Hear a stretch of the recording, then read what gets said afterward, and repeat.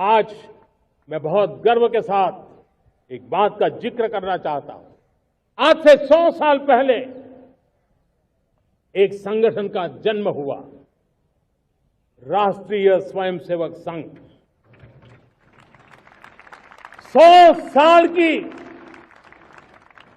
राष्ट्र की सेवा एक बहुत ही गौरवपूर्ण स्वर्णिम पृष्ठ है। व्यक्ति निर्माण से राष्ट्र निर्माण के संकल्प को लेकर के 100 साल तक मां भारती का कल्याण का लक्ष्य लेकर के लक्षावधि स्वयंसेवकों ने मातृभूमि के कल्याण के लिए अपना जीवन समर्पित किया है।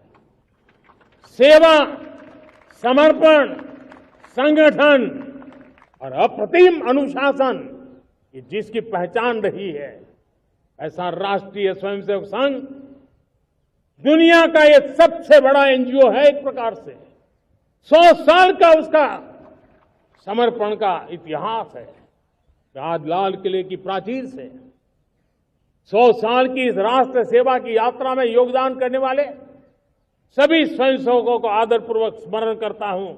के लिए बहुत कुछ किया। श्यामा प्रसाद मुखर्जी ने संविधान के लिए बलिदान देने वाले पहले व्यक्ति। ये कितनी बड़ी विडंबना है और कितना दुखद है कि लाल किले की प्राचीर से इस देश के प्रधानमंत्री ने उस संगठन का नाम लिया जिसको आजादी के महानायक सरदार पटेल ने बैन किया था।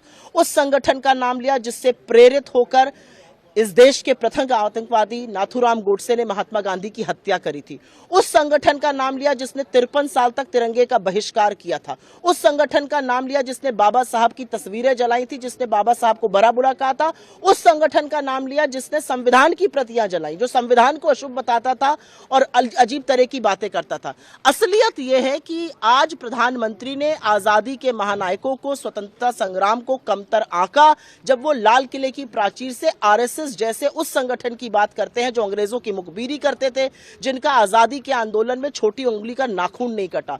हमारे महानायकों ने अपना जीवन बलिदान किया है, अपनी जवानी जेलों में काटी है, फांसी के फंदे पर झूले। किस मुंह से मोदी जी बात करते हैं आरएसएस की?